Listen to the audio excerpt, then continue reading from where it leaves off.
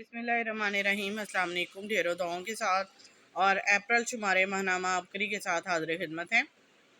ईद का सूट गरीब बच्चों को हदिया किया, गैबी मदद का नज़ारा आप भी कीजिए। पढ़ते हैं इसको, क्या टॉपिक है।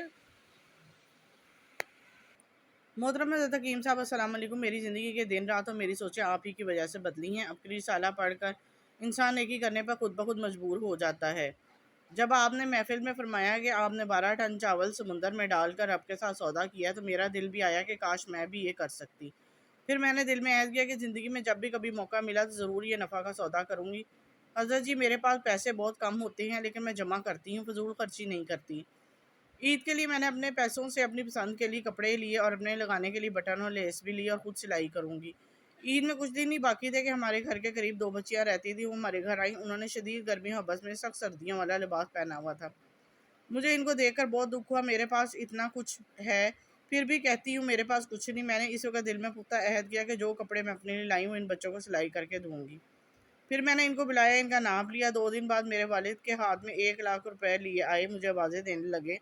मैं जब इनके पास गई तो वो पैसे उन्होंने मुझे दिए। ये लो पैसे दादा ने तुम्हारे लिए दिए हैं। वो भी हैरत ज़दा थे कि दादा तो मुझसे और मेरी वालदा से कई सालों से नाराज़ हैं, कभी 1 रुपया नहीं दिया, तो इतनी बड़ी रकम कैसे। वो अचानक मेरी नज़र सीधी रब पर गई कि मेरा रब बड़ा गैरत वाला है। मैंने इसकी राह में 700 का सूट दिया। इसने मेरी औकात से बढ़कर दिया। साथ ही इस रात मेरे चचा का बेटा 5,000 रुपये मुझे देने आया कि ये चचा ने तुम्हारे लिए भेजे हैं, हालांकि उन्होंने तो कभी मुझे ईद पर कुछ नहीं दिया।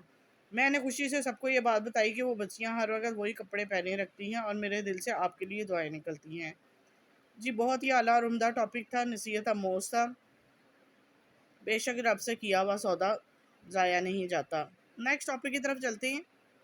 चाहते हैं कि आपके घर में रहमतें नाजिल हों तो याद रखें, ये टॉपिक का नाम है और इसको पढ़ते हैं।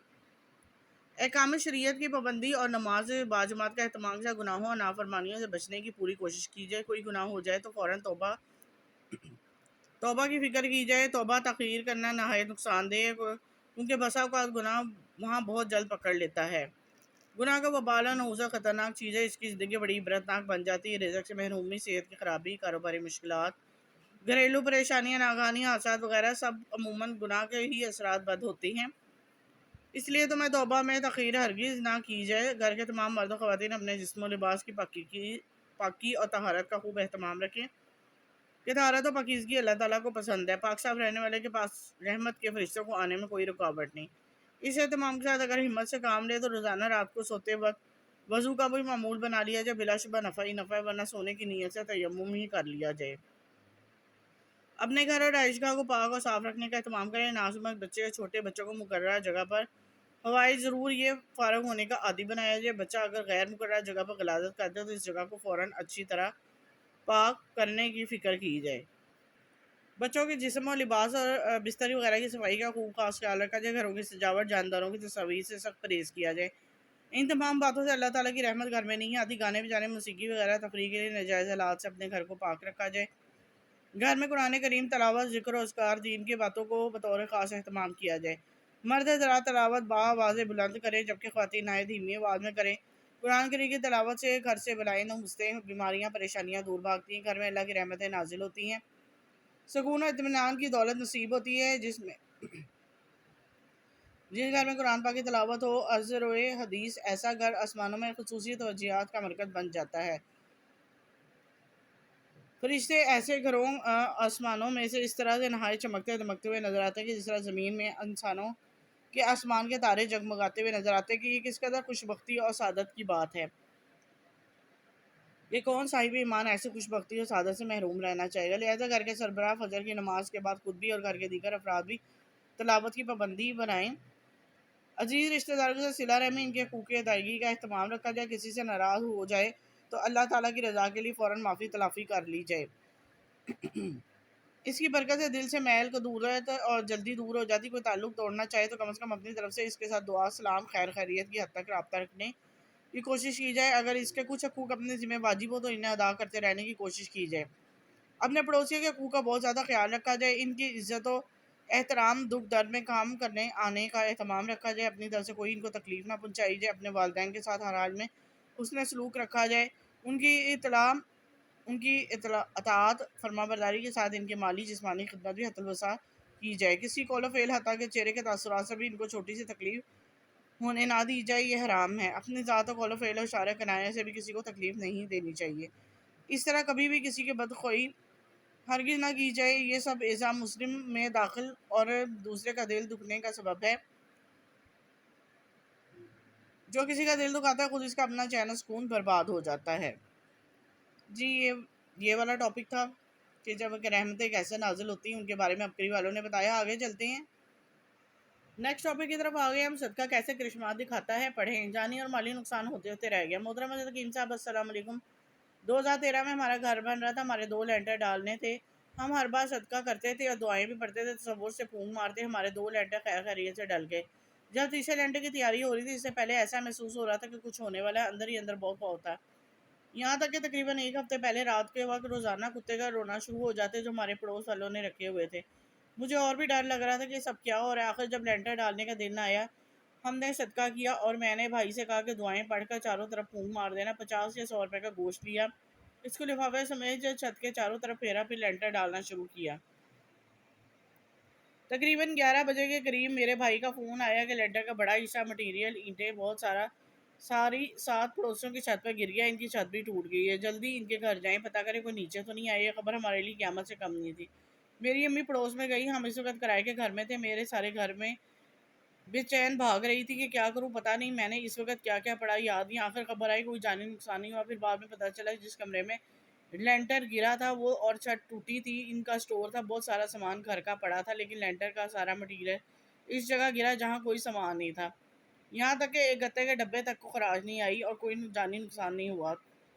جانی نقصان تو دور کی بات، پھر ہم نے ان کی چھت دوبارہ بنوا دی، لیکن یہ ساری حفاظت و کمال صدقہ ہے اور مصنون دعاؤں کا خاص طور پہ ہے کہ حضرت ابو دردہ کی دعا ہے۔ یہ دعا انہوں نے بتائی ہے، آپ پڑھ سکتے ہیں۔ بقایا حصہ اس کا یہ ہے اور اس دعا کے بڑے کمالات ہیں۔ کہیں کوئی جھگڑا ہو کتنا ہی زیادہ ہو، اس دعا کو پڑھنا شروع کر دے، کوئی نقصان نہیں ہوگا، چاہے کافی دیر زبان سے لڑتے رہے، نقصان نہیں ہوگا، غصہ ٹھنڈا ہو جائے گا۔ میں نے کئی بار آزمایا، اس دعا کو پڑھ کر کتنی خطرناک جگہ پر چلے جائیں، کوئی زہریلا جانور نہیں کاٹے گا، آپ محفوظ رہیں گے۔ دمبے اور بیٹی کی جان بچ گئی۔ 2 سال پہلے عید الاضحیٰ میں میرے تایا نے دمبا خریدا، بہت خوبصورت تھا۔ جب سے میں نے آپ کی محفل میں صدقے کی اہمیت کے بارے میں سنا، ہم کوئی چیز نہیں خریدیں تو ہم اس کا صدقہ ضرور دیتے، چاہے 10 روپے ہی کرے۔ اس طرح عید الاضحیٰ پر ہم نے بھی قربانی کا جانور لیا، اسے 10 روپے پھیر کر صدقہ کرتے ہیں۔ میں نے تایا وغیرہ سے کہا کہ آپ کا دمبا ماشاءاللہ بہت خوبصورت ہے، اس کا صدقہ کر دیں، نظر نہ لگ جائے۔ انہوں نے کہا کہ ان کی بیوی نے میری بتائی ہوئی مصنون دعائیں بھی پڑھ لیتی۔ ایک دن انہوں نے دمبے کو نہلا کر دوسری منزل پہ دھوپ میں لوہے کے گارڈ کے ساتھ باندھ دیا، دھوپ لگ جائے۔ تھوڑی دیر بعد ان کی بیٹی چھت پہ گئی تو دمبا ڈر گیا اور آگے کی طرف جانا شروع ہو گیا۔ آگے جگہ خالی تھی، وہاں کپڑا بندھا ہوا تھا، وہاں پر اس خالی جگہ کی طرف گیا تو ان کی بیٹی نے اس کی ٹانگیں پکڑ کر پیچھے کرنے کی کوشش کی، لیکن کنٹرول نہ کر سکے اور اس کا دمبا 2 منزلہ نیچے گر گیا۔ چیخوں کی آواز سن کے اس کا بڑا بھائی چھت کی طرف بھاگا، ابھی وہ نیچے واپس بھی نہیں آیا تھا کہ دمبا 2 منزلوں سے گرنے کے بعد فوراً اٹھا اور بھاگ کر خود سیڑھیوں پر چڑھ گیا۔ نہ اس کی کوئی ہڈی ٹوٹی، نہ ٹانگ، یہاں تک کہ خراش تک نہیں آئی، لیکن جب ذبح کیا تو اندرونی چوٹ صرف گوشت پر تھا۔ اللہ تعالیٰ نے مصنون دعاؤں صدقے کی برکت سے ان کی بیٹی اور قربانی کے جانور کو بچا لیا، لیکن سارا دن دمبا تکلیف میں رہا، کچھ کھاتا پیتا نہیں تھا۔ پھر دوائی دی، لیکن بظاہر اسے کوئی خراش تک نہیں آئی۔ تیزاب سے متاثرہ آنکھیں ٹھیک ہو گئی۔ میرے کزن کی دکان پر UPS پڑا تھا، اس کی مرمت کے لیے اس نے UPS کو ہاتھ لگایا، کسی گڑبڑ کی وجہ سے اچانک اس کی بیٹریوں سے تیزاب نکلا اور کزن کی آنکھوں میں چلا گیا۔ آس پاس کے لوگوں نے فوراً اس کے سر میں پانی ڈالا اور ڈاکٹر کے پاس لے گئے۔ اس نے جو بھی علاج کیا، گھر آئے تو مجھے پتہ چلا، میں نے کہا فوراً اس کا صدقہ کرے، سورۃ مومنون کی آیات بتائیں اور وہ بہت رو رہا تھا، اس کی آنکھیں ڈھلی ہوئی تھیں۔ 1-2 دن ایسے گزر گئے، پھر چیک اپ وغیرہ کروایا، کچھ بہتر تھا۔ پھر ڈاکٹر نے نظر چیک کی، اللہ تعالیٰ نے حفاظت کی دعاؤں اور وقتاً فوقتاً صدقہ کرتے رہنے کی وجہ سے اس کی آنکھیں بچا دی۔ شروع میں اس نے کچھ دن اینک لگائی، اب تو ماشاءاللہ اینک کی بھی ضرورت نہیں۔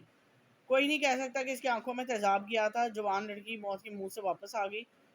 ہمارے محلے کی ایک لڑکی نے غلطی سے زہر کی گولیاں کھا لی تھیں، جس کی وجہ سے اس کی حالت غیر ہو گئی۔ اسپتال لے کر گئے تو ڈاکٹر نے جواب دے دیا، آپ کسی اور شہر اور بڑے ہسپتال لے جائیں۔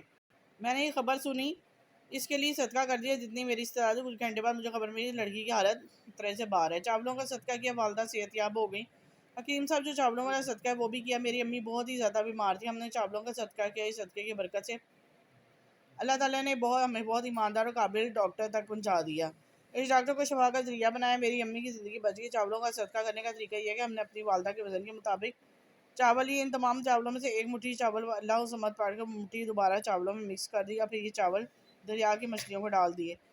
एक खातून का बेटा हर वक्त बीमार रहता था, तो मुझसे पूछती थी कि मैं इसको पढ़ने के वज़ाइफ के लिए बताऊँ। इन्हें दम भी करवाया लेकिन वो मुकम्मल ठीक नहीं हुआ। आखिरकार इसको यही सदका बताया। इसने कहा फिर जब मेरी मुलाकात हुई तो पूछते हैं, पर इसने बताया अब माशाल्लाह काफ़ी बेहतर है। जी, आपको सदक़ात के करिश्मात आपको पढ़ के सुनाए। उम्मीद करती हूँ बहुत सारे लोग करते भी होंगे, और जो अभी तक नहीं करते थे वो भी करना शुरू कर देंगे, क्योंकि बहुत फ़ायदा दिया है इसके टॉपिक में सदका जारिया के तौर पे। ज़्यादा से ज़्यादा लोगों में शेयर कर दिया करें, और कमेंट्स में कुछ पूछना चाहें तो पूछ लिया करें।